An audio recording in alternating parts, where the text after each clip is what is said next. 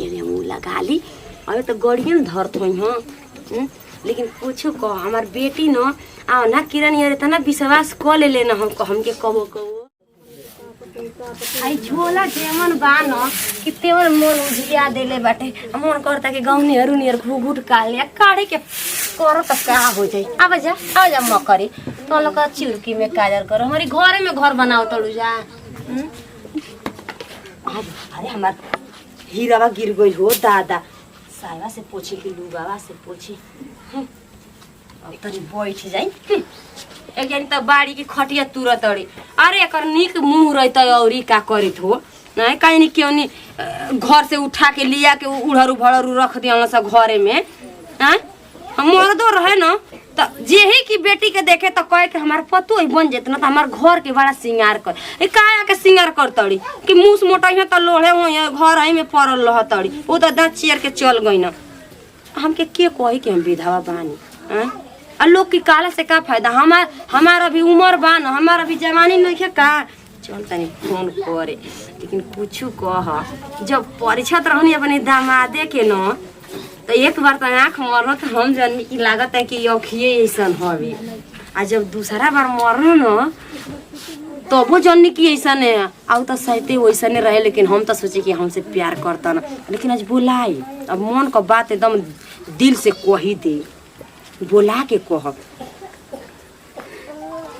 शिवनिया phone उठा ले रही हेलो हेलो हाँ माई गोड़ लगे तनी खुशी रहा बेटी खुशी रह का हाल चल बा रे बचिया ए माई इज्जत तो सब चीज ठीक है बा ई बता तोर तबीयत तवा कैसन बा रे तबीयत का कहीं हो नाकी में नेटा बहुत अटे तना सर्दी हो गइल बा ना जानलू कि अब हमके दाल भात नहीं खे घोटा तो ऐसा हाल हो गइल बाटे आ ये माई को तो हम चली रे माई ना तू न तब हो बचे तोर घर न बिलाई कहतनी न कि देखते बड़ू तोर भौजी कैसन बाड़ी तनी हमके पुलियो का होम्योपैथी का दवाई नहीं कि 10 रुपया का मंगाओ तो एगो काम रहल रे बचिया काम माई कहू ना कहतानी के तनी दामाद जी के भेजतू न तो हमके तनी गड़िया से ले जाई तो चाहे पैदल संग ही मन से ने चल जाती या दवाइया के ठीक है कहत रे रुक उन करे के भेज दे तनी उ जइहन त मान ले के हॉस्पिटल ले जाके तोरा अभी दामाद जी न हमर बेटा भतार बन और ये के बाटे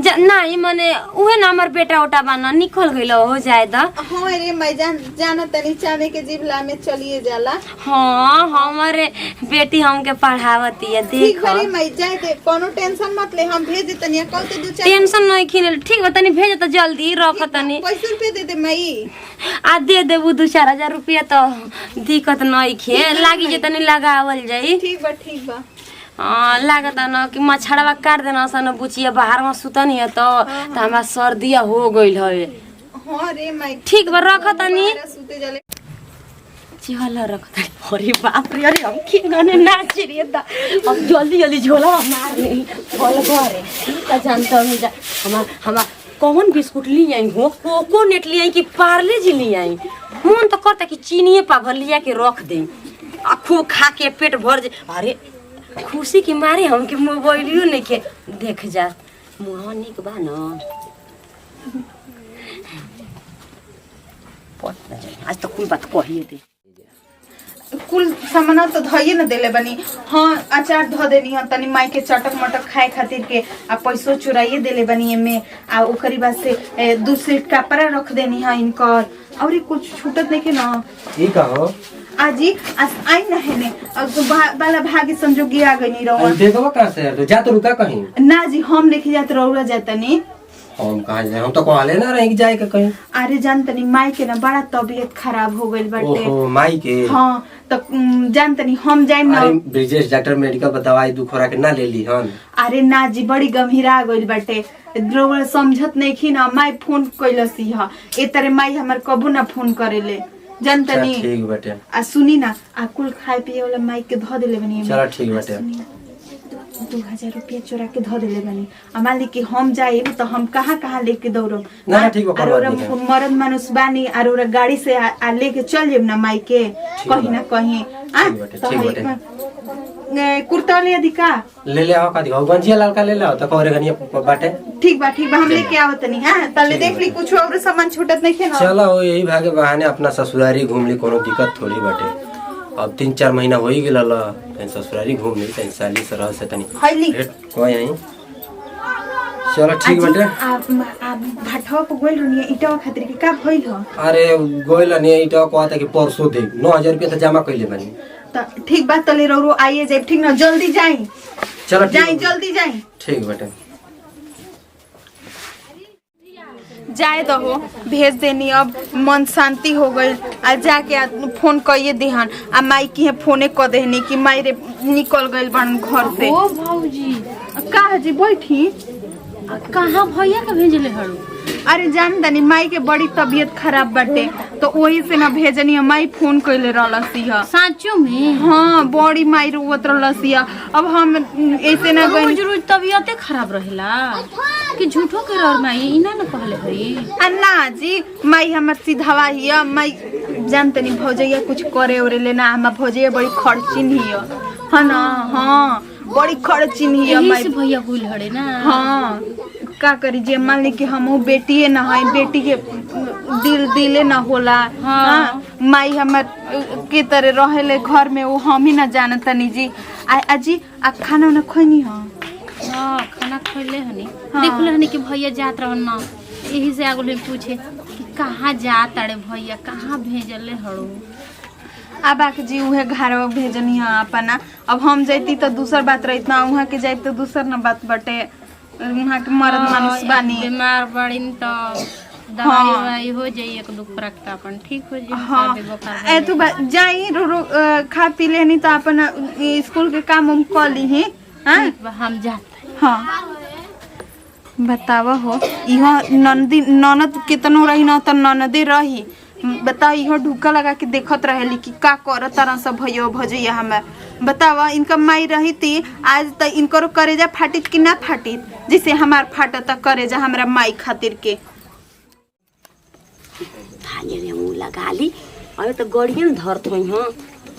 लेकिन कुछ कह हमार बेटी न आओ ना किरण यार इतना विश्वास क ले लेना हमके कबो कबो ये का करतनी माजी? मैं पाउडर कुला तना सिंगर को के कहां देता मैं तो रखिए फुटल बका तनी हमारी मुंह पर घनौरी न हो गइल बाटे त लगाओ तनी तबे में बुराई के करतनी। तो ये क्या हाली इतना पिसान जैसन नत घसी के जैसन मुंह भूत के जैसन लागे तनी नीमन से लगाई जब सिंगार करते। मैंने सोचलिस कि हमसे सुंदर केहू न लागे। आए अबे हम हूं रहनी रे जया रहनी ते धरती पर लतावा धरतनी त फच फच धरती में ही पानी फेंकत रहली। तू का जानतरी? यही ले हम आवत ना रहनी लेकिन देखनी रौरा के लेके बैठल त कने के देखी माजी के जन कुल अभी न कहे कि हमरा लगावत अड़ी तई कुल हमारे ना हो त का हो गई? माने हम ढेर बूढ़ हो गइल बानी मन न बूढ़ होला कि शरीर बूढ़ बाबूजी मर गए त जवान बनता नहीं शरीर न बूढ़ होला कि मन बूढ़ होला? जब हम जाता नहीं रौरा भीज से आवो आवो का हम विधवा बानी त का हमार शौक सिंगार ना हवे? आय हम तो चल जेते पूरा गांव में का लड़का का आंख मुंह ना जाई हम सिंगार कर लेब त जहिया। गोड़ लागे तनी है अम्मा जी। खुश रही आशीर्वाद दे बढ़िया।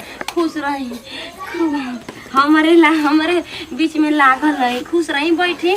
चले ठीक तनी है। पानी लेके आवा हो दामाद जी आई बना आवत तनी जान तनी बैठी तनी लांगा बैठी। चले ठीक है घुस के तनी घुस के आ बैठे तनी दिक्कत में हम बैठी किस हमर बुचिए बिया लेकिन कुछ सब ठीक कोई जाए के अरे पाहू नमस्ते खुश रही कोई जाए के तैयारी बका अनाज हो आई कुल घा हो गइल त सोचने न कि लगा ली मम्मा तनी सुनने के शिवानी हम बताओ तो लेके मम्मी का तबीयत खराब डॉक्टर लिया चले के बाद ले चलम ना। देखो तनी के जाए के कहीं तैयारी बाटे का कही देखिए हम कौन चीज में देरी ना करे ना। का कुछ चाहिए पैसा रुपया चाहिए? नहीं पैसा रुपया ना चाहिए एगो बात कही। अरे बोल संकोच के बोली अम्मा जी। मालकार मर गइल बना न तब से हमार मन खजुआ ताते प्यार जागत ताते तो सोचनी न कि ठीक है बाटे शादी ब्याह करे बाटे गांव नगर की मर्तन देखी गांव नगर के आदमी से बोल बतिया न त बुरा मनियो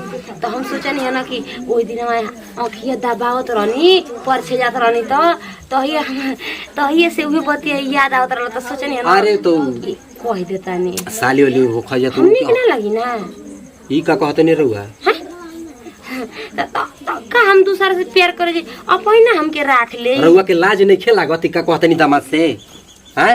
आज की डेट तन शर्म करी सास के देखताटे अब बेटी पतोई देखताटे अपन काम बनता भाड़ में जाए जानता का हमर लइके चिकन होई आ उ मजाक ना कर। शर्म करी तनी शर्म करी और बेटी जानी न त फांसी लगा ले। आ ना लगाई जानी तब न जानी तब न चल हमनी के प्यार कर लिए तन चल तनी दूर हटी ना हमसे पता यही कथी बोलौनी हमरा के बीमारी का बहाना लेके आ बुलाओ तनी प्यार का बात करे हैं? तनी शर्म करी दिमाग में गोबर घोरा गेल रहुआ के मने का हो गइल तनी बीमार बनते चली हॉस्पिटल लेके चलता पुत भतार हमारा पहिना बने चली चली घरा में पानी पिए के देई चली।